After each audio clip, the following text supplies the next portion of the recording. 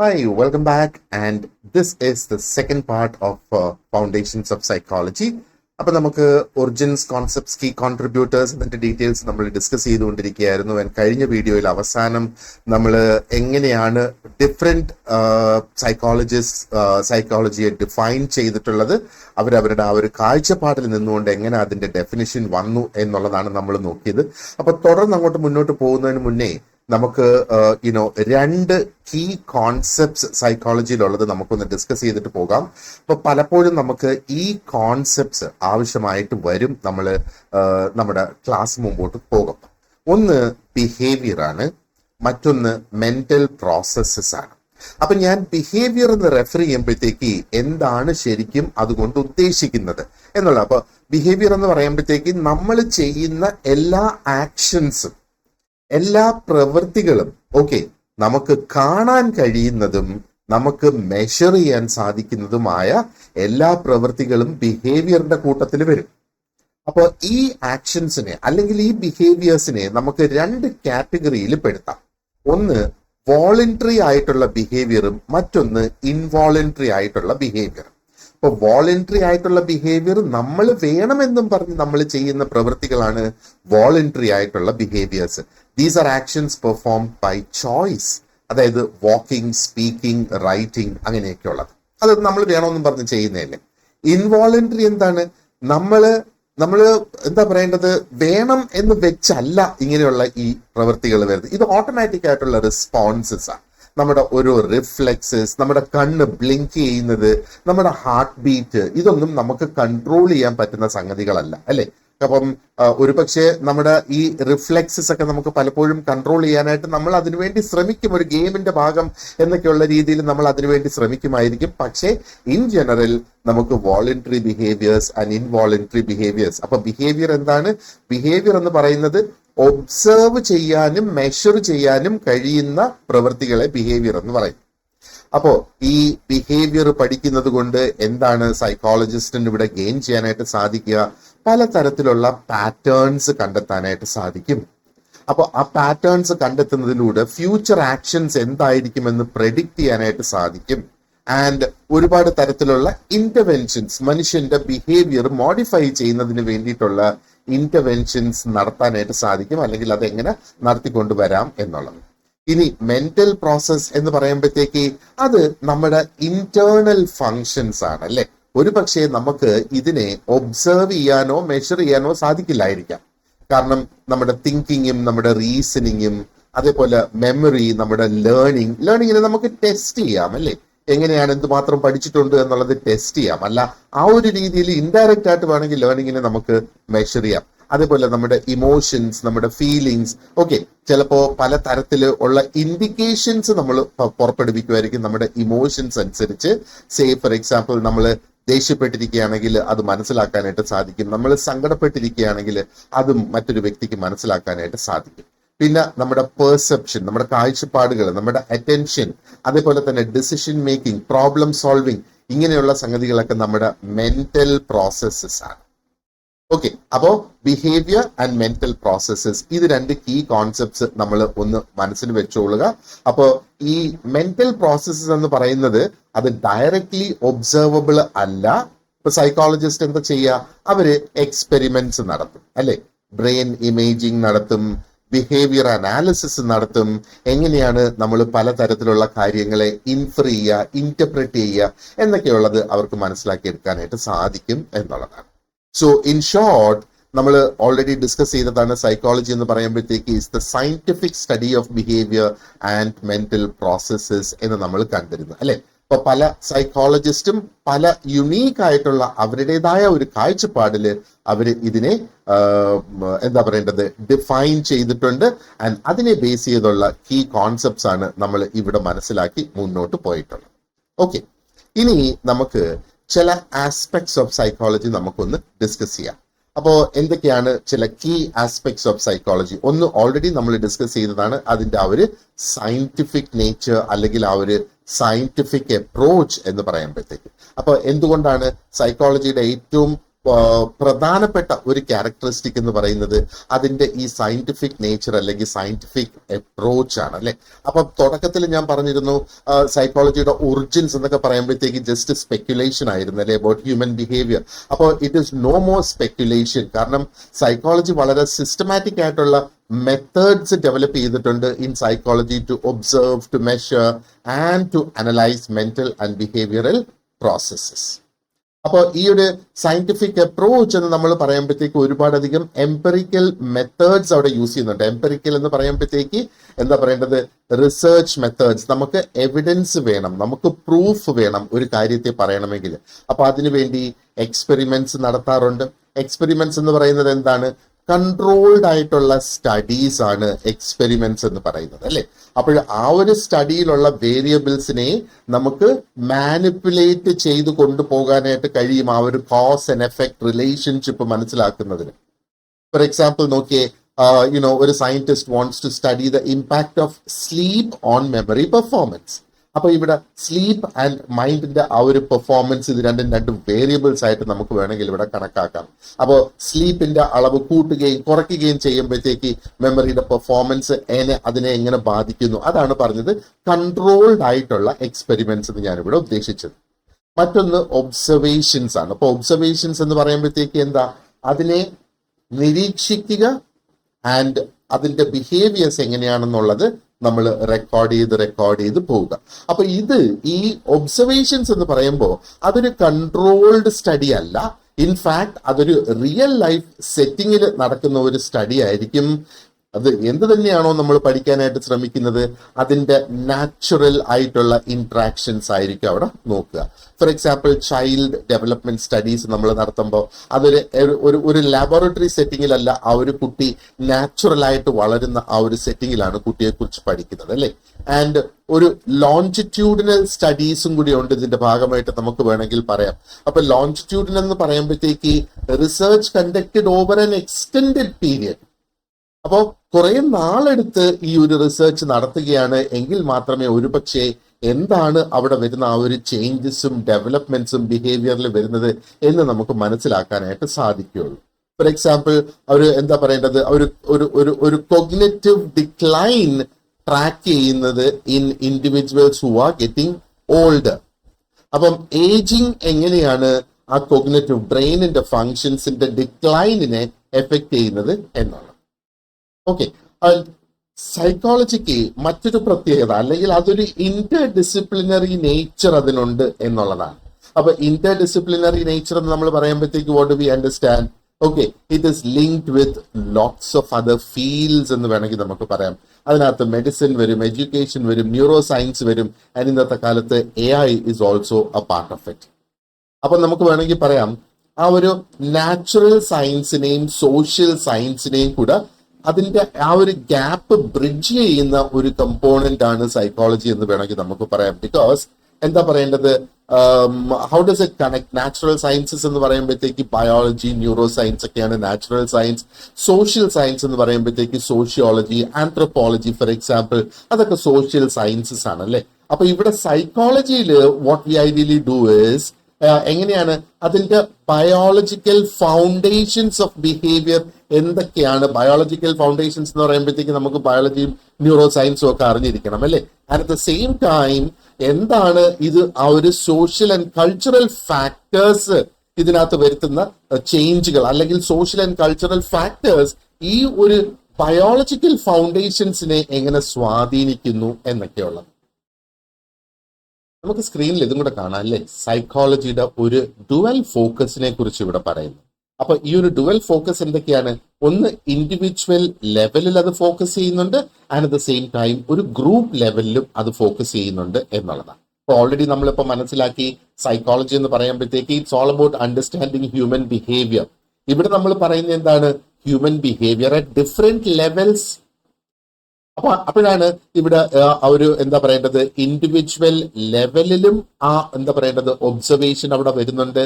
And at the same time എന്താ പറയേണ്ടത്, ഒരു ലാർജർ സോഷ്യൽ കോണ്ടെക്സ്റ്റിലും അതിനെ നമുക്ക് പഠിക്കാനായിട്ട് സാധിക്കും. അപ്പം ഈ ഇൻഡിവിജ്വൽ എന്ന് പറയുന്നത് എപ്പോഴും ഒരു സൊസൈറ്റിയുടെ ഭാഗമായിട്ട് വരുന്നത്. അപ്പൊ അതാണ് ആ ഒരു ഇൻഡിവിജ്വൽ ലെവൽ അനാലിസിസ് എന്ന് പറയുന്നത്. അപ്പൊ ഈ ഇൻഡിവിജ്വൽ ലെവലില് സൈക്കോളജി എക്സ്പ്ലോർ ചെയ്യുന്നതെന്ന് പറഞ്ഞാൽ ഹൗ എ പേഴ്സൺ തിങ്സ്, എങ്ങനെ ഒരു വ്യക്തിക്ക് ഫീൽ ചെയ്യുന്നു, എങ്ങനെ ഒരു വ്യക്തി ആക്ട് ചെയ്യുന്നു എന്നൊക്കെയുള്ളത്.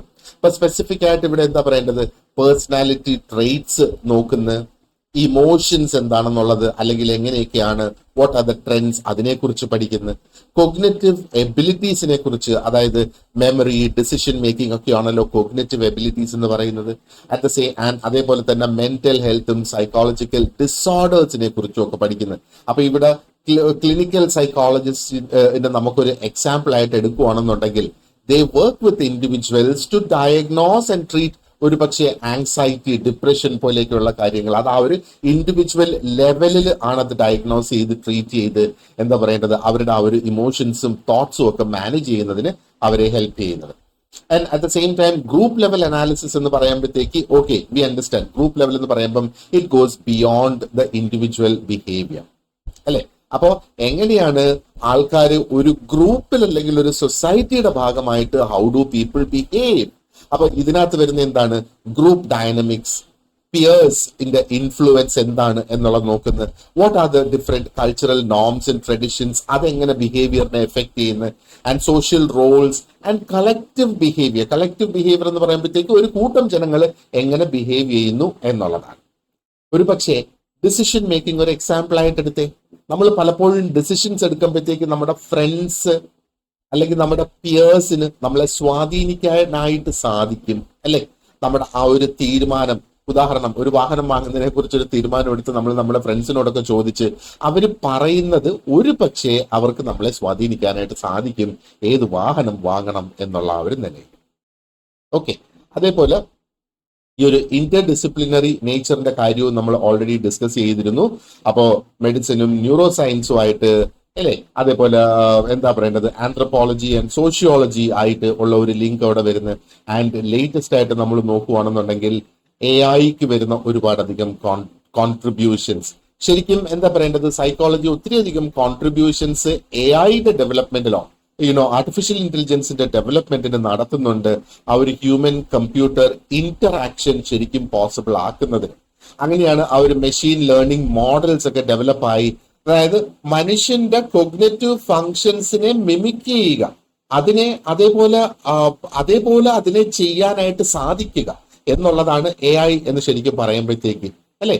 സോ ഇൻ ഷോർട്ട്, സൈക്കോളജി ഒരു സയന്റിഫിക് ഡിസിപ്ലിൻ ആണ് and it studies behaviour and mental processes. അതെങ്ങനെയാണ് യൂസ് ചെയ്യുന്നത് അല്ലെങ്കിൽ എങ്ങനെയാണ് ഇത് നേടിയെടുക്കുന്നത്, എംപെറിക്കൽ മെത്തേഡ്സ് ഉപയോഗിച്ച് അത് മുമ്പോട്ട് പോകുന്നു എന്നുള്ളത്.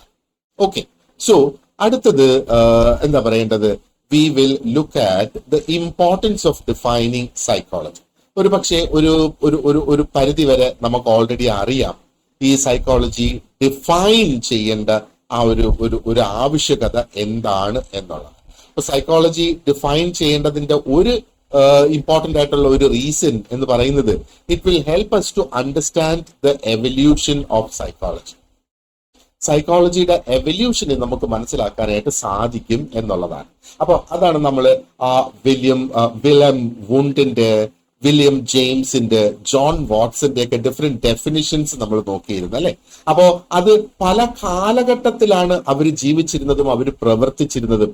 അപ്പൊ ആ ഓരോ കാലഘട്ടത്തിൽ എങ്ങനെയായിരുന്നു അതിന്റെ ഹിസ്റ്റോറിക്കൽ പ്രോഗ്രസ് നടന്നത് എന്ന് നമുക്ക് മനസ്സിലാക്കാനായിട്ട് സാധിച്ചു എന്നുള്ളത്.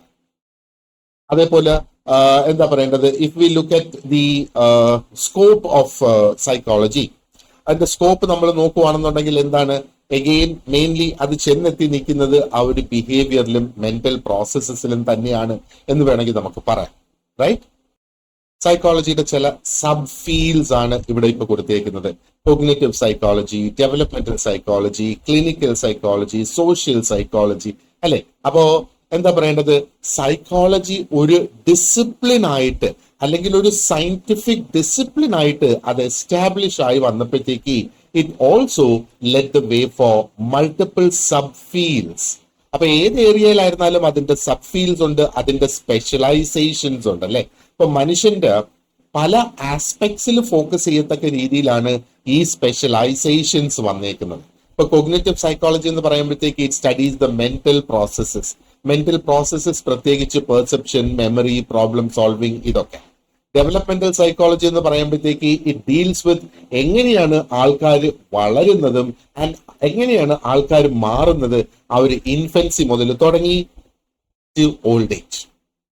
പിന്നെ ക്ലിനിക്കൽ സൈക്കോളജി എന്ന് പറയുമ്പോഴത്തേക്ക് അതിന്റെ ഫോക്കസ് കംപ്ലീറ്റ് ആയിട്ട് വരുന്നത് is on diagnosing and treating mental health disorders. അപ്പോ നോക്കിയേ, അതേപോലെ തന്നെ social psychology it studies about the society എന്ന് വേണമെങ്കിൽ നമുക്ക് പറയാം. അപ്പൊ ഡിഫൈനിങ്ങിന്റെ ഒരു പ്രാധാന്യം ഇപ്പൊ നമുക്ക് മനസ്സിലായല്ലോ. What is the importance of defining psychology എന്നുള്ളത്. Right. So let's move on to the next concept. ഇനി നമ്മള് ഈ കോൺട്രിബ്യൂട്ടേഴ്സിന്റെ കാര്യം ഡിസ്കസ് ചെയ്യുന്നുള്ളത് തുടക്കത്തിലേ നമ്മൾ പറഞ്ഞിരുന്നു അല്ലേ. അപ്പൊ ഇവിടെ we have a couple of key contributors. നമുക്ക് Sigmund Freud, Carl Rogers, Jean Piaget, Erik Erikson, Albert Bandura and Abraham Maslow, ഇങ്ങനെ കുറച്ച് ഇവരുടെ കോൺട്രിബ്യൂഷൻസ് എന്തായിരുന്നു എന്ന് വേണമെങ്കിൽ നമുക്ക് ഒന്ന് ക്വിക്ക് ആയിട്ടൊന്ന് നോക്കാം. ഇപ്പൊ ഫ്രോയിഡിന്റെ കാര്യം. ഓക്കെ, അപ്പൊ ഫ്രോയിഡ് ഇതിന്റെ സ്പെസിഫിക് ആയിട്ടുള്ള ഡേറ്റ്സും കാര്യങ്ങളും അതൊക്കെ നിങ്ങളുടെ നോട്ട്സിൽ വളരെ ഡീറ്റെയിൽഡ് ആയിട്ട് ഞാൻ കൊടുത്തിട്ടുണ്ട്. ഇപ്പൊ ഫ്രോയിഡ് ജീവിച്ചിരുന്നത് in between 1856 and 1939.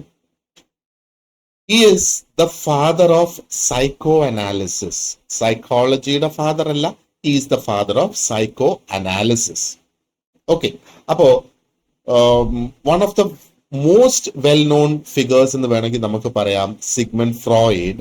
He actually laid the foundation for the study of unconscious mind, അബോധ മനസ്സ്. അപ്പോ സൈക്കോ അനാലിസിസിന്റെ father. Okay, he is the father of psychoanalysis. അപ്പൊ അദ്ദേഹത്തിന്റെ കോൺട്രിബ്യൂഷൻസ് നമ്മൾ നോക്കുകയാണെന്നുണ്ടെങ്കിൽ സൈക്കോ അനാലിസിസ് അദ്ദേഹം ഡെവലപ്പ് ചെയ്തു. അപ്പൊ ഇതൊരു തെറാപ്യൂട്ടിക് അപ്രോച്ച് ആണ്.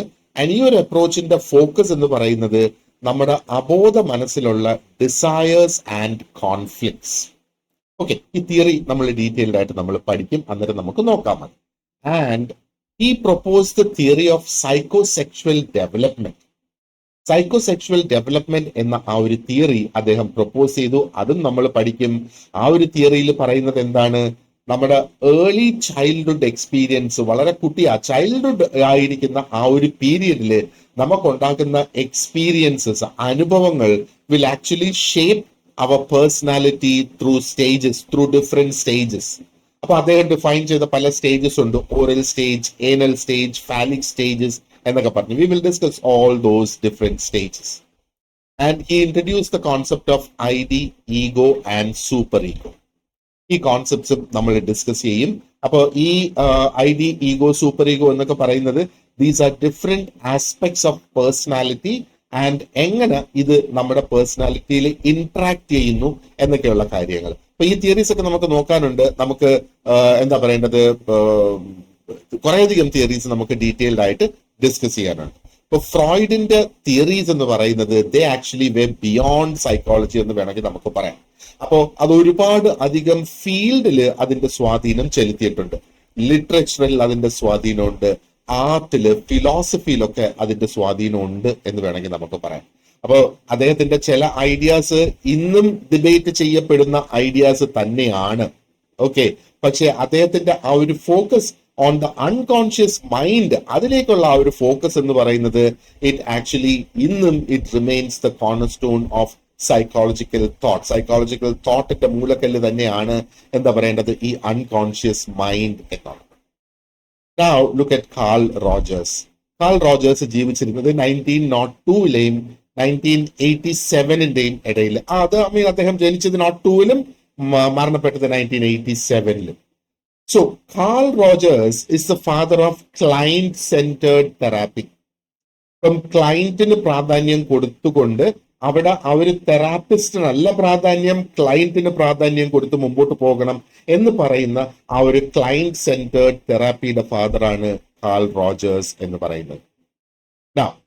ഇദ്ദേഹത്തിന്റെ ഫോക്കസ് എന്ന് പറയുന്നത്, അല്ലെങ്കിൽ അദ്ദേഹം ബിലീവ് ചെയ്തത് in human potential for growth and self improvement. അതായത് മനുഷ്യന് മനുഷ്യന് വളരെ വലിയ സാധ്യതയുണ്ട്. എന്തിനാണ്? ആ ഒരു ഒരു ഒരു സെൽഫ് ഇംപ്രൂവ്മെന്റിനും മനുഷ്യന്റെ ഗ്രോത്തിനും വളരെയധികം സാധ്യതയുള്ള ഒരു ജീവിയാണ് മനുഷ്യൻ എന്നുള്ളതാണ് അദ്ദേഹത്തിന്റെ ആ ഒരു കോൺസെപ്റ്റ് എന്ന് പറയുന്നത്.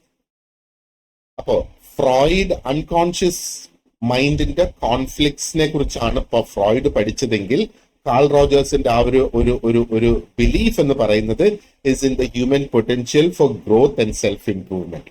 ഓക്കെ, അപ്പൊ അദ്ദേഹത്തിന്റെ കീ കോൺട്രിബ്യൂഷൻസ് എന്തൊക്കെയാണ്? കാൾ റോജേഴ്സിന്റെ ക്ലയന്റ് സെന്റേർഡ് തെറാപ്പി അദ്ദേഹം ഡെവലപ്പ് ചെയ്തു. അപ്പൊ എന്താണ് ഈ ക്ലയന്റ് സെന്റേർഡ് തെറാപ്പി എന്ന് പറയുന്നത്? ഇതൊരു ഹ്യൂമനിസ്റ്റിക് അപ്രോച്ച് ആണ്. അപ്പൊ ഇവിടെ പ്രാധാന്യം കൊടുക്കുന്നത് empathy, active listening and non directive therapeutic style, അതിനൊക്കെയാണ് ഇവിടെ പ്രാധാന്യം കൊടുത്തിരുന്നത്. ഓക്കെ, അപ്പോ അദ്ദേഹം കൊണ്ടുവന്ന മറ്റൊരു കോൺസെപ്റ്റ് ആണ് അൺകണ്ടീഷണൽ പോസിറ്റീവ് റിഗാർഡ് എന്ന് പറയുന്നത്. അപ്പൊ എന്താണ് ഈ അൺകണ്ടീഷണൽ പോസിറ്റീവ് റിഗാർഡ് എന്ന് പറയുമ്പോഴത്തേക്ക്, അപ്പൊ ഇവിടെ തെറാപ്പി ചെയ്യുന്ന വ്യക്തികൾ, ഈ സൈക്കോളജി ബേസ്ഡ് ആയിട്ട് തെറാപ്പിസ്റ്റ്, അവര് നോൺ ജഡ്ജ്മെന്റൽ ആയിട്ടുള്ള സപ്പോർട്ട് കൊടുക്കണം ക്ലയൻസിന്. ഇങ്ങനെ ചിന്തിക്കാൻ പാടില്ല, ഓ പിന്നെ എന്ത് ചെയ്തിട്ടും കഥയൊന്നുമില്ല, അങ്ങനെ ഒരിക്കലും ചിന്തിക്കാൻ പാടില്ല എന്നുള്ളതാണ് അദ്ദേഹത്തിന്റെ ആ ഒരു കോൺസെപ്റ്റ് എന്ന് പറയുന്നത്. അപ്പൊ ഇവനിത് ചെയ്തിട്ട് കാര്യമില്ല എന്ന് പറയുന്നതാണ് നമ്മൾ ജഡ്ജ്മെന്റൽ ആകുന്നത്. അപ്പൊ നമ്മൾ ജഡ്ജ്മെന്റൽ ആകാതെ ക്ലയൻസിന് ഒരേപോലത്തെ സപ്പോർട്ട് എല്ലാ ക്ലയൻസിനും കൊടുക്കണം. അപ്പൊ അവിടെ ആ ഒരു സെൽഫ് ആക്സെപ്റ്റൻസ്, പേഴ്സണൽ ഗ്രോത്ത് ഒക്കെ നടന്നു കൊണ്ടുവരാനായിട്ട് സാധിക്കും. അപ്പോ ഈ സൈക്കോ തെറാപ്പിയെ നമ്മൾ ഇന്ന് കാണുന്നത് പോലെ ശരിക്കും ഒരു ട്രാൻസ്ഫോർമേഷൻ നടക്കുന്നതിന് കാരണമായി റോജേഴ്സിന്റെ ഈ ഒരു ചിന്ത എന്ന് പറയുന്നത്. അപ്പൊ എന്താണ് ഇവിടെ ആ ഒരു ഷിഫ്റ്റ് വന്നിരിക്കുകയാണ്. അതിന്റെ ഫോക്കസിൽ ഒരു ഷിഫ്റ്റ് വന്നു. ഫ്രം ദ തെറാപ്പിസ്റ്റിന്റെ ഇന്റർപ്രിട്ടേഷൻസിൽ നിന്ന് ആ ഒരു ഇൻഡിവിജ്വലിന്റെ പേഴ്സണൽ എക്സ്പീരിയൻസസിലാണ് നമ്മൾ പ്രാധാന്യം കൊടുക്കേണ്ടത് എന്നുള്ള ആ ഒരു ഷിഫ്റ്റ് അവിടെ വന്നു അദ്ദേഹത്തിന്റെ ഇടപെടലുകൾ കൊണ്ട്. ഓക്കെ, ഇനി നമ്മൾ പിയാഷെ അല്ലെങ്കിൽ പിയാജറ്റ്, നമുക്ക് പിയാജറ്റ് എന്ന് ടി പ്രൊനൗൺസ് ചെയ്തും പറയാം, അല്ലെങ്കിൽ പിയാഷെ എന്നും നമുക്ക് പറയാം. ഓക്കെ, അപ്പൊ ഇതിനെ ജീൻ എന്നും പറയാം, ഇതിനെ എന്താ പറയേണ്ടത്, ഡിഫറെന്റ് ആയിട്ടാണ് ഈ ഒരു പേര് ആക്ച്വലി പ്രൊനൗൺസ് ചെയ്യുന്നത്. ഇതിനെ ഷോൺ എന്നും പറയാം എന്നുള്ളതാണ്. ഓക്കെ, സോ പിയാഷെ എന്ന് നമുക്ക് പറയാം. ഇങ്ങനെ ആയിരിക്കും കൂടുതലും നമ്മൾ അറിയപ്പെടുക. ഈ ഫസ്റ്റ് നെയിം ജീൻ എന്ന പേരിലും അറിയപ്പെടാനുണ്ട്. ഇപ്പം പിയാഷെ was born in 1896 and lived until 1980 എന്നുള്ളതാണ്. ഇപ്പം കോഗ്നിറ്റീവ് ഡെവലപ്മെന്റ് തിയറിയിലെ പയനിയർ ആണ് ജീൻ പിയാഷെ. അപ്പൊ എന്താ, കുട്ടികൾ പ്രധാനമായിട്ട് understanding how children learn and think was a key focus of Piaget. അപ്പം അദ്ദേഹത്തിന്റെ റിസർച്ച് പ്രധാനമായിട്ടും was on cognitive development. And ഇത് ശരിക്കും എഡ്യൂക്കേഷനെ തന്നെ റെവല്യൂഷനൈസ് ചെയ്തു എന്ന് വേണമെങ്കിൽ പറയാം. കുട്ടികൾ എങ്ങനെ തിങ്ക് ചെയ്യുന്നു, കുട്ടികൾ എങ്ങനെ പഠിക്കുന്നു എന്നുള്ളത് നമുക്ക് കൃത്യമായി മനസ്സിലാക്കി കഴിഞ്ഞാൽ കുട്ടികളെ പഠിപ്പിക്കാൻ നമുക്ക് എളുപ്പമായി മാറും, അല്ലേ? അപ്പൊ ഇന്ന് നമ്മൾ കുട്ടികളെ പഠിപ്പിക്കാനായിട്ട് ഉപയോഗിക്കുന്ന പല തന്ത്രങ്ങൾ പോട്ടെ, പല പോളിസികളും ഒക്കെ ഇദ്ദേഹത്തിന്റെ പഠനത്തിനെ അടിസ്ഥാനപ്പെടുത്തി വന്നേക്കുന്നത് എന്ന് വേണമെങ്കിൽ നമുക്ക് പറയാം. So he propose the constructivist theory. അപ്പൊ ഈ ഒരു കൺസ്ട്രക്റ്റിവിസ്റ്റ് തിയറിയിൽ അദ്ദേഹം തരുന്ന ഒരു സജഷൻ എന്താണ്? The children actively construct knowledge. എന്ന് പറയുമ്പോഴത്തേക്ക് കുട്ടികൾ നോളജ് ആക്റ്റീവായിട്ട് ഗെയിൻ ചെയ്തുകൊണ്ടേയിരിക്കുകയാണ്. അപ്പൊ ഇവിടെ ആക്റ്റീവ് കൺസ്ട്രക്ഷൻ ഉണ്ട്, പാസീവ് കൺസ്ട്രക്ഷൻ ഉണ്ട്. ആക്റ്റീവ് എന്ന് പറയുമ്പം ഞാൻ വേണമെന്നും പറഞ്ഞു പോയി പഠിക്കുന്നത്, എനിക്കറിയാൻ വേണ്ടി ഞാൻ പഠിക്കുന്നത് ആക്റ്റീവ് കൺസ്ട്രക്ഷൻ. പാസീവ് എന്ന് പറയുമ്പോഴത്തേക്ക് എനിക്ക് വലിയ താല്പര്യമൊന്നുമില്ല, പക്ഷെ അത് എന്നിലേക്ക് തന്നുകൊണ്ടേയിരിക്കുന്നു. അപ്പം ആ ഒരു ആക്റ്റീവായിട്ട് കുട്ടികൾ നോളജ് കൺസ്ട്രക്ട് ചെയ്യും. ആൻഡ് എങ്ങനെയാണ് അത് കൺസ്ട്രക്ട് ചെയ്യുന്നത്? Through their interactions with their environment. അവരുടെ ചുറ്റുപാടുമായിട്ട് അവർ നടത്തുന്ന ഇന്ററാക്ഷൻസിലൂടെ അവർ നോളജ് ഗെയിൻ ചെയ്തുകൊണ്ടേയിരിക്കുകയാണ്. അതാണ് ഈ കൺസ്ട്രക്റ്റിവിസ്റ്റ് തിയറി എന്ന് പറയുന്നത്. അപ്പോ അദ്ദേഹം കുറച്ച് stages of cognitive development define ചെയ്തിട്ടുണ്ട്. ആ സ്റ്റേജസിൽ വരുന്നതാണ് സെൻസറി മോട്ടോർ സ്റ്റേജ്, അത് ജനിക്കുന്ന ആ ഒരു സമയം മുതൽ 2 വയസ്സാകുന്നിടം വരെ സെൻസറി മോട്ടോർ സ്റ്റേജിലാണ്. പിന്നെ പ്രീ ഓപ്പറേഷണൽ സ്റ്റേജ് ആണ് 2 മുതൽ 7 വയസ്സ് വരെ. അതിനുശേഷം 7 തൊട്ട് 11 വരെ കോൺക്രീറ്റ് ഓപ്പറേഷണൽ സ്റ്റേജ് എന്നാണ് അദ്ദേഹം പറയുന്നത്. ആൻഡ് ആ ഒരു 12 വയസ്സിന് മുകളിലേക്ക് ആകുമ്പോഴത്തേക്ക് ഫോർമൽ ഓപ്പറേഷണൽ സ്റ്റേജ് എന്ന് പറയും. നമ്മൾ ഈ ഡിഫറെന്റ് സ്റ്റേജസ് ഒക്കെ ഡീറ്റെയിൽഡ് ആയിട്ട് നമ്മൾ ഡിസ്കസ് ചെയ്യേണ്ടതായിട്ടുണ്ട്. അപ്പോൾ ഈ പിയാഷയുടെ റിസർച്ച് എന്ന് പറയുമ്പോഴത്തേക്ക് അതിന്റെ ഒരു ഇമ്പാക്ട് നമ്മൾ നോക്കുവാണെന്നുണ്ടെങ്കിൽ എഡ്യൂക്കേഷണൽ പ്രാക്ടീസസിനെ തന്നെ കംപ്ലീറ്റ് ആയിട്ട് റീഷേപ്പ് ചെയ്തു എന്ന് വേണമെങ്കിൽ നമുക്ക് പറയാം. അങ്ങനെയാണ് ഞാൻ നേരത്തെ പറഞ്ഞതുപോലെ ആ ഒരു ഏജ് അപ്രോപ്രിയേറ്റ് ആയിട്ടുള്ള ലേണിംഗ് സ്ട്രാറ്റജി നമുക്ക് കൊണ്ടുവരാനായിട്ട് സാധിച്ചത്.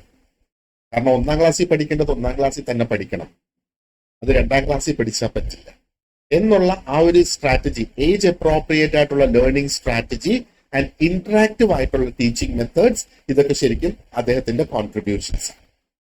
Now if we look at Erik Erikson, ഇവിടെ psycho social development, identity formation, ഇതൊക്കെ എറിക്സനുമായിട്ട് ബന്ധപ്പെട്ട കീ കോൺസെപ്റ്റ്സ് ആണ്.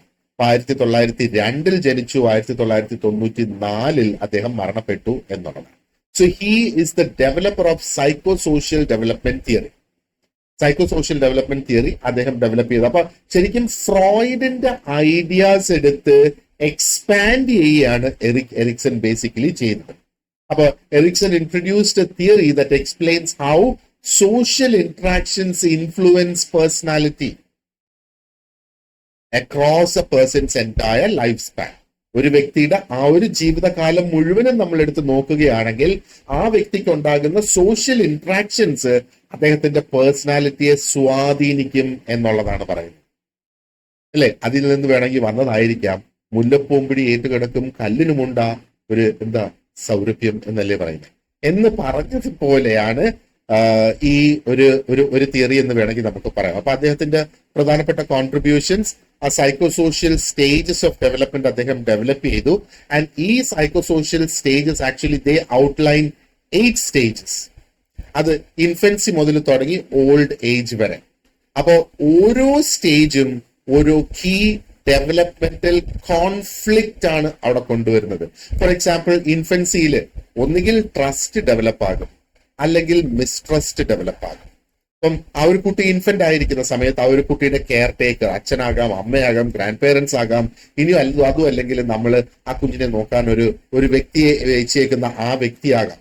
ആ ഒരു വ്യക്തി കുഞ്ഞിനെ എങ്ങനെയാണോ ട്രീറ്റ് ചെയ്യുന്നത്, ആ ഒരു കുഞ്ഞിനെ അടിക്കുകയും ഇടിക്കുകയും തൊഴിക്കുകയും വളരെ മോശമായിട്ട് ട്രീറ്റ് ചെയ്യുകയാണെങ്കിൽ അവിടെ ട്രസ്റ്റ് ഡെവലപ്പ് ആകില്ല, അവിടെ മിസ്ട്രസ്റ്റ് ഡെവലപ്പ് ആകും, വിശ്വസിക്കാൻ ബുദ്ധിമുട്ടുണ്ടാകും ഒന്നിനെയും.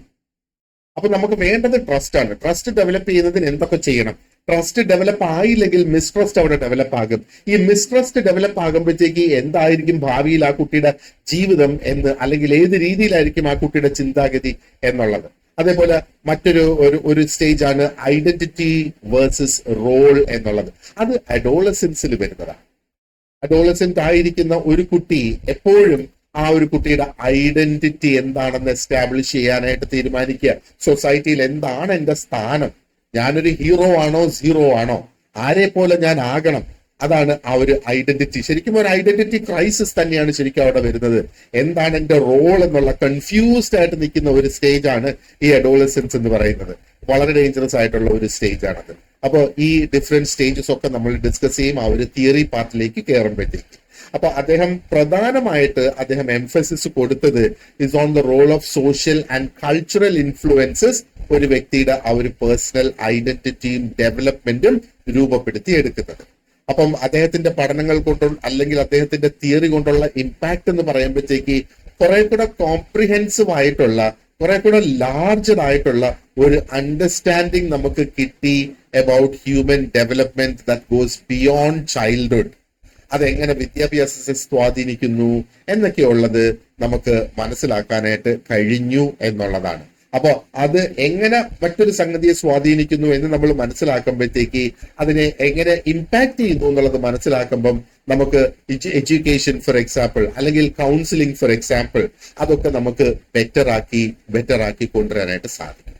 Okay, now if you look at Albert Bandura, social learning observational learning, self efficacy എന്നൊക്കെയാണ് ശരിക്കും ഇവിടെ ഈ പറയുന്നത് അല്ലെ. Albert Bandura is the founder of social learning theory. 1925 ജനിച്ചു ആൻഡ് ഹി ലിവ്ഡ് അണ്ടിൽ 2021 എന്നുള്ളതാണ്. ഓക്കെ, അപ്പോ ഒന്ന് ചിന്തിച്ചു നോക്കിയേ, അല്ലെങ്കിൽ ഞാനൊരു സെന്റൻസ് ഞാൻ ഒന്ന് വായിക്കാം. Have you ever learned a behaviour just by watching someone else? Okay, മറ്റാരെങ്കിലും ചെയ്യുന്ന ഒരു പ്രവൃത്തി നോക്കി നോക്കി നോക്കി നോക്കി അല്ലെങ്കിൽ അത് കണ്ട് കണ്ട് കണ്ട് നമ്മൾ ആ ഒരു ബിഹേവിയർ പഠിച്ചെടുത്തോ? അല്ലെങ്കിൽ നിങ്ങൾ അങ്ങനെ ഒരു ബിഹേവിയർ മറ്റാരെങ്കിലും ചെയ്യുന്നത് കണ്ട് പഠിച്ചെടുത്തിട്ടുണ്ടോ? അച്ഛനാകാം, അമ്മയാകാം, സഹോദരങ്ങളാകാം, അയൽക്കാരാകാം, ഗ്രാൻഡ് പേരൻസ് ആകാം, അവരെ കണ്ട് നമ്മൾ പഠിച്ചെടുത്തോ? ഈ ഒരു കോൺസെപ്റ്റ് ശരിക്കും ആൽബർട്ട് ബണ്ടൂറ ഒരുപാടധികം ഡീപ്പായിട്ട് പഠിച്ചു എന്നുള്ളതാണ്. അദ്ദേഹത്തിന്റെ കീ കോൺട്രിബ്യൂഷൻസിലേക്ക് നമ്മൾ നോക്കുകയാണെന്നുണ്ടെങ്കിൽ സോഷ്യൽ ലേണിംഗ് തിയറിയാണ് ഈ തിയറിയുടെ കാര്യം പറഞ്ഞു വരുന്നത്. സോഷ്യൽ ലേണിംഗ് തിയറി ഡെവലപ്പ് ചെയ്തു. അപ്പൊ ഈ സോഷ്യൽ ലേണിംഗ് തിയറിയുടെ ഒരു പ്രധാന ഘടകം എന്ന് പറയുന്നത് എന്താണ്? that people learn by observing, imitating and modeling the behavior of others. അപ്പൊ മറ്റുള്ളവരുടെ ബിഹേവിയർ നമ്മൾ ഒബ്സർവ് ചെയ്യുന്നു, നമ്മൾ അതിനെ മോഡൽ ചെയ്ത് അല്ലെങ്കിൽ അതേപോലെ നമ്മൾ പെരുമാറുന്നു, ആൻഡ് എന്താ പറയേണ്ടത്, നമ്മൾ അതിനെ ഇമിറ്റേറ്റ് ചെയ്യുന്നു. അങ്ങനെ ആൾക്കാർ പഠിക്കും എന്നുള്ളതാണ്. അതാണ് സോഷ്യൽ ലേണിംഗ് തിയറിയുടെ പ്രധാന കോൺസെപ്റ്റ് എന്നുള്ളത്. ഓക്കെ, അദ്ദേഹം ബോബോ ബെൽ എക്സ്പെരിമെന്റ് എന്ന് പറഞ്ഞ ഒരു experiment, Bobo is BOBO, Bobo doll experiment അദ്ദേഹം കണ്ടക്ട് ചെയ്ത്, and he was able to prove that children mimic aggressive behaviors they observe in adults. മുതിർന്നവരിൽ കാണുന്ന അഗ്രസീവ് ആയിട്ടുള്ള ബിഹേവിയേഴ്സ് കുട്ടികൾ അത് വേഗം മിമിക് ചെയ്യാനായിട്ട് തുടങ്ങും. ചെറിയ കുട്ടികളെ നമ്മൾ ഒബ്സർവ് ചെയ്താൽ നമുക്ക് കാണാം, വേറെ ആരോട്ടും അവർക്ക് സംസാരിക്കാൻ ഇല്ലെങ്കിൽ ചിലപ്പോൾ ഒരു വടിയും എടുത്ത് കൈ പിടിച്ച് അവരവരുടെ സ്വന്തം നിഴലിനോട് സംസാരിക്കുന്നത് നമുക്ക് കാണാം. ഈ വടി പിടിച്ചിരിക്കുന്നത് ആരാണ്? ഒരു പക്ഷേ ടീച്ചറാണ്, സ്കൂളിൽ പഠിപ്പിക്കുന്ന ടീച്ചർ. അവർ വടിയെടുത്ത് അഗ്രസീവ്നെസ് കാണിച്ചു. ആ അഗ്രസീവ്നെസ് ഇവിടെ കുട്ടി അത് റിപ്പീറ്റ് ചെയ്യുന്നു. Think about it. അങ്ങനെ നമ്മൾ കണ്ടിട്ടില്ലേ? അപ്പോ and then he also introduce the concept of self efficacy. ഇപ്പൊ സെൽഫ് എഫിക്കസി എന്ന് പറയുമ്പോഴത്തേക്ക് എന്താണ്? Individual's belief in their ability to succeed. എന്റെ വിശ്വാസം, എനിക്ക് സക്സസ്ഫുൾ ആകാനുള്ള കഴിവുണ്ട് എന്നുള്ള എന്റെ വിശ്വാസം, അതാണ് സെൽഫ് എഫിക്കസി എന്ന് പറയുന്നത്. അപ്പൊ ബണ്ടൂറയുടെ റിസർച്ച് ശരിക്കും ഉണ്ടാക്കിയ ആ ഒരു ഇമ്പാക്ട് നമ്മൾ നോക്കുകയാണെന്നുണ്ടെങ്കിൽ ശരിക്കും ആ ഒരു ബിഹേവിയറൽ ആൻഡ് കോഗ്നിറ്റീവ് സൈക്കോളജിയുടെ ഗ്യാപ്പ് ശരിക്കും ബ്രിഡ്ജ് ചെയ്തു എന്ന് വേണമെങ്കിൽ നമുക്ക് പറയാം. അപ്പം ഒത്തിരി അധികം ഫീൽഡ്സിനെ സ്വാധീനിച്ചിട്ടുണ്ട്. എഡ്യൂക്കേഷനെ സ്വാധീനിച്ചു, തെറാപ്പിയെ സ്വാധീനിച്ചു, ആൻഡ് എന്താ പറയേണ്ടത്, സോഷ്യൽ ഇൻഫ്ലുവൻസ് സ്റ്റഡീസ്, സമൂഹം എങ്ങനെ സ്വാധീനിക്കും അതിനെക്കുറിച്ചുള്ള പഠനങ്ങളെ സ്വാധീനിച്ചു. ആൻഡ് അവസാനത്തത് നമുക്ക് ഒരു കീ കോൺട്രിബ്യൂട്ടർ ആയിട്ട് കാണാനുള്ളത് അബ്രഹാം മാസ്ലോ ആണ്. അദ്ദേഹം ഹയറാർക്കി ഓഫ് നീഡ്സ് കൊണ്ടുവന്നു, and there is also the motivation theory that he developed എന്നുള്ളത്. അപ്പോൾ അബ്രഹാം മാസ്ലോ ജനിച്ചത് 1908. He lived until 1970. അപ്പം ആ ഒരു ഹയറാർക്കി ഓഫ് നീഡ്സിന്റെ ക്രിയേറ്റർ ആണ് Abraham Maslow. And one of the most famous motivational theories in psychology എന്ന് വേണമെങ്കിൽ പറയാം, അത് മാസ്ലോ ആണ്. ആ ഒരു തിയറി ഓഫ് മോട്ടിവേഷൻ അല്ലെങ്കിൽ motivational theory one of the most famous introduce ചെയ്തത് മാസ്ലോ. ഓക്കെ, ഈ തിയറി ഒക്കെ നമുക്ക് പഠിക്കാനുണ്ട്. അപ്പൊ അദ്ദേഹത്തിന്റെ പ്രധാനപ്പെട്ട കോൺട്രിബ്യൂഷൻസ് ഒന്ന്, he developed the theory of needs. അപ്പൊ തിയറി ഓഫ് നീഡ്സ് എന്ന് പറയുന്നത് ഇറ്റ് ഇസ് എ മോഡൽ. ആ തിയറി ഓഫ് നീഡ്സ് എന്ന് പറയുന്നത് അതിനകത്ത് 5 ലെവൽസ് ഓഫ് ഹ്യൂമൻ മോട്ടിവേഷൻ അദ്ദേഹം കൊണ്ടുവന്നു, അല്ലെങ്കിൽ 5 ഡിഫറെന്റ് ലെവൽസ് ഓഫ് നീഡ്സ്. ആദ്യത്തത് ഫിസിയോളജിക്കൽ നീഡ്സ് ആണ്, അതായത് ഭക്ഷണം, വെള്ളം, വീട്, അങ്ങനെയൊക്കെയുള്ളത്. And then comes the safety needs. Safety, നമ്മുടെ സെക്യൂരിറ്റി, സ്റ്റെബിലിറ്റി, അങ്ങനെയൊക്കെയുള്ള സംഗതികൾ. ആൻഡ് ദെൻ കംസ് ലവ് അല്ലെങ്കിൽ ആ ഒരു ബിലോങ്ങിങ് നീഡ്സ്. അവിടെയാണ് നമ്മുടെ ബന്ധങ്ങള്, സോഷ്യൽ കണക്ഷൻസ്, റിലേഷൻഷിപ്സ് ഒക്കെ വരുന്നത്. And then comes the esteem needs, ആ ഒരു സെൽഫ് വർത്ത്, റെക്കഗ്നിഷൻ, ആ ഒരു need. And then comes the self actualisation needs എന്ന് പറയുന്നത് ഒരു വ്യക്തി ആ ഒരു വ്യക്തിയുടെ ഫുൾ പൊട്ടൻഷ്യലിലേക്ക് എത്തുക എന്നുള്ളത്. ഓക്കെ, അപ്പൊ ഇതൊക്കെ നമുക്ക് ഡിസ്കസ് ചെയ്യാനുള്ളതാണ്. And he argued that basic needs must be met before higher level. അപ്പൊ ബേസിക് എന്ന് പറയുന്നത് എന്താ? ഫിസിയോളജിക്കൽ നീഡ് മീറ്റ് ചെയ്തിട്ട് വേണം സെൽഫ് ആക്ച്വലൈസേഷൻ അല്ലെങ്കിൽ സേഫ്റ്റി നീഡ്സിലേക്ക് പോകാനായിട്ട്. ഭക്ഷണവും വെള്ളവും കിട്ടാത്ത വ്യക്തിക്ക് എന്ത് സേഫ്റ്റി അല്ലേ? അപ്പം അതാണ് അദ്ദേഹത്തിന്റെ ആ ഒരു പ്രധാന ആർഗ്യുമെന്റ് എന്ന് പറയുന്നത്. അപ്പൊ ഇതിന്റെ ഒരു ഇമ്പാക്ട് നമ്മൾ നോക്കുകയാണെന്നുണ്ടെങ്കിൽ എഡ്യൂക്കേഷനിൽ വളരെ വൈഡ് ആയിട്ട് ഇത് ഉപയോഗിക്കുന്നുണ്ട്. അതേപോലെ ബിസിനസ്സില്, സൈക്കോളജിയിൽ ഒക്കെ ഇത് ഒത്തിരി അധികം ഉപയോഗിക്കുന്നുണ്ട്. നമുക്ക് മോട്ടിവേഷൻ മനസ്സിലാക്കാനായിട്ട്, ആ ഒരു വർക്ക് പ്ലേസിലെ പ്രൊഡക്ടിവിറ്റി മനസ്സിലാക്കാനായിട്ട്, ആൻഡ് മെന്റൽ ഹെൽത്ത് മനസ്സിലാക്കുന്നതിന് വേണ്ടിയൊക്കെ. അപ്പോ ഇത് ഒരു 6 കീ ഫിഗേഴ്സ് ആണ് നമ്മൾ ഇവിടെ ഡിസ്കസ് ചെയ്തേക്കുന്നത്. ഈ കീ ഫിഗേഴ്സ് വളരെയധികം പ്രധാനപ്പെട്ട പങ്ക് അവർ വഹിച്ചിട്ടുണ്ട് എന്നുള്ളതാണ് ആ സൈക്കോളജി ഇന്ന് നമ്മൾ കാണുന്ന രീതിയിൽ ഒരു ഡൈവേഴ്സ് ആയിട്ടുള്ള ഒരു സയന്റിഫിക് ഫീൽഡ് ആക്കി മാറ്റുന്നത്.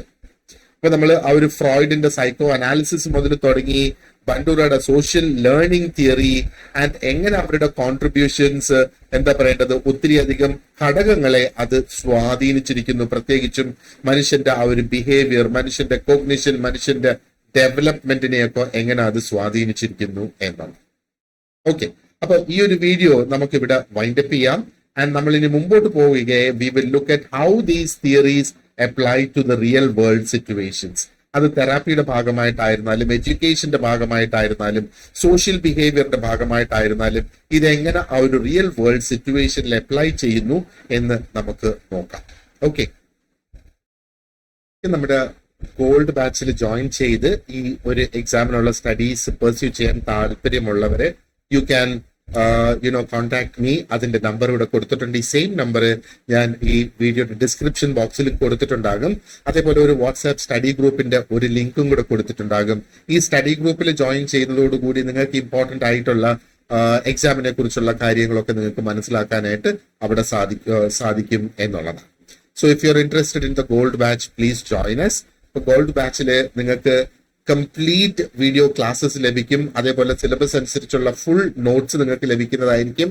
പ്രാക്ടീസിനുള്ള questions, mock test, model exam, ഇതെല്ലാം സ്പെസിഫിക്കലി ഒന്ന് ആലോചിച്ച് നോക്കുക. PSC എക്സാം പോലെയല്ല ഈ ഒരു പരീക്ഷയുടെ കാര്യത്തിൽ നമുക്ക് PSC തരുന്നത് പോലെ ഡീറ്റെയിൽഡ് ആയിട്ടുള്ള ഒരു സിലബസ് നമുക്കില്ല. ഇൻസ്റ്റെഡ് സബ്ജക്ട്സിന്റെ നെയിംസ് മാത്രമാണ് അവിടെ കൊടുത്തിട്ടുള്ളത്.